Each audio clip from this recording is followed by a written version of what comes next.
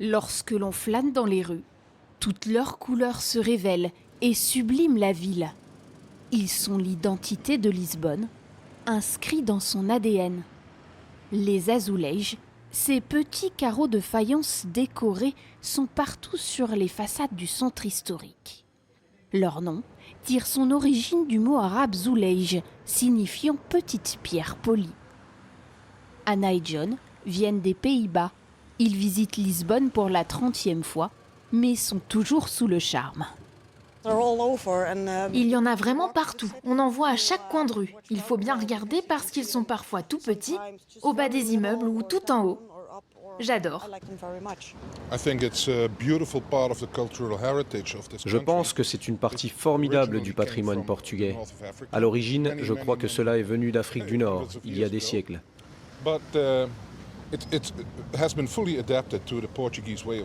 Mais ça a été complètement adapté à la culture portugaise, qui est un melting pot de traditions espagnoles, maures et portugaises bien sûr. Eux se sont arrêtés devant la Casa do Freira das Tabuletas. Ces touristes espagnols sont venus admirer l'un des plus beaux édifices ornés d'azulejos de Lisbonne, bâti en 1864. On vous a déjà raconté cette histoire? Un peu. C'est le roi du Portugal, Manuel Ier, qui a découvert les azulejos en Espagne. Il y est allé pour se marier avec les filles des rois catholiques, d'abord Isabelle, puis Maria. Au lieu de tomber amoureux de ses futures femmes, il est tombé sous le charme des azulejos. Il les a découverts à l'Alhambra et à l'Alcazar à Séville, puis il a fait venir les artistes espagnols ici. Les édifices ornés d'azulejos n'ont vraiment rien à voir avec les façades des vieux immeubles en pierre. Ils sont spectaculaires. Dans la capitale, le musée de l'azulejo retrace son histoire. Il renferme des pièces rares, comme nous le montre sa directrice. C'est une imitation d'une porte. On utilisait des azulejos sur le sol, sur les murs et aussi sur les plafonds. Ces petits carreaux de terre cuite ont été introduits par les Maures en Andalousie et sont ensuite apparus comme ceux-ci au XIIIe siècle au Portugal. Les premiers ont été commandés à Séville par le roi portugais Manuel Ier et par l'aristocratie. Ces azulejos, on pense que ce sont les premiers azulejos faits au Portugal dans cette technique de faïence maïolique qui était beaucoup plus rapide que les techniques islamiques. À l'origine géométrique, l'ornement de l'azulejo devient figuratif à partir du XVe siècle au Portugal. Les artisans de Lisbonne deviennent maîtres en la matière, notamment avec des représentations religieuses. Ce retable monumental provient d'une chapelle. Il date de 1580. Il y a une liaison très forte entre ces genres de l'art de azulejo et le catholicisme, et l'histoire, les conquêtes territoriales du Portugal. Et donc c'est un art très unique. Mais la pièce maîtresse de la collection est sans doute cet extraordinaire panneau de 23 mètres.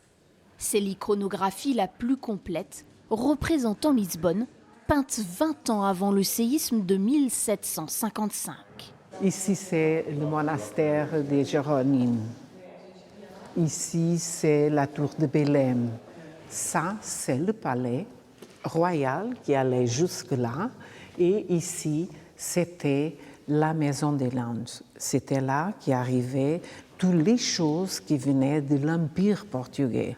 Tout ça est disparu avec le tremblement de terre. Cette fresque, comme une machine à remonter le temps, replonge les visiteurs dans le Lisbonne du XVIIIe siècle. Les azulejos, c'est quelque chose moi, que j'aime beaucoup depuis très longtemps. Enfin, c'est le Portugal, en fait. Et en fait, ce musée, effectivement, est magnifique. À Lisbonne, ces joyaux du patrimoine ont encore de beaux jours devant eux grâce à Santana, la dernière fabrique d'azulejos de la ville. Francisco Tumas, Ça va? Ça avance bien? est l'un des gardiens de ce savoir-faire. Depuis 1741, sa famille fait vivre cet art si cher aux Portugais.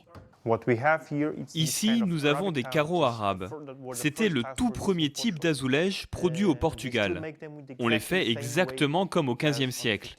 Un par un, moule après moule, chaque carreau est unique. Albano Lorenzo travaille ici depuis 37 ans. C'est toujours avec émotion qu'il façonne les azulejos à la perfection. Pour moi, c'est un travail vraiment plaisant. Je suis heureux de travailler ici depuis tant d'années. L'important est d'aimer ce que l'on fait. J'adore ça. C'est toute ma vie. Pour admirer cet art, Jean-Marc et Marie-Christine, venus de La Réunion, ont choisi de visiter la fabrique. Parce que c'est humide. C'est humide avec la quantité nécessaire d'humidité pour...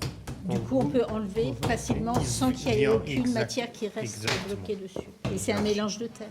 Oui. Ouais. Ça c'est votre recette. On l'aura pas. C'est très impressionnant. Ça, c'est une technique du 15e. Mais oui, c'est ça qui est impressionnant, c'est que ça n'a pas changé. On est toujours sur une technique ancestrale, manuelle, et toujours aussi efficace. Ça, c'est très très beau à voir. Ça mériterait d'avoir une continuité dans le temps pour perdurer, parce que ça fait quand même près de 500 ans que ça existe, et il n'y a pas de raison que ça s'arrête maintenant. Une fois secs, ces carreaux d'argile seront enfournés pendant 2 jours à 1050 degrés. Ça, c'est le son d'un bon carreau. Argile naturelle, cuite à 1050 degrés. Le son est métallique. C'est un bon carreau. Si vous en prenez un autre, avec un défaut, on ne voit pas le défaut, mais quand on fait le test, ça sonne complètement différemment. Je sais qu'à l'intérieur, il y a une fissure, il y a de l'air.